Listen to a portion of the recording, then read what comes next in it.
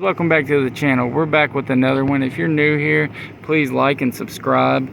We put out DIY videos that are cheap and just made to get you back on the road. So today here we got a LS 400. This will be applicable to most LS 430, Toyota Camrys, and maybe any other vehicle.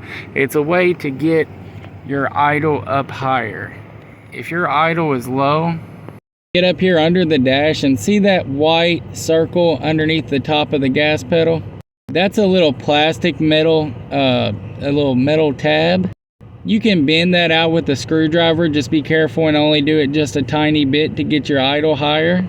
And that may help you with rough idle or your battery not charging properly. That's what was going on here. The throttle body, there was also a adjustment there.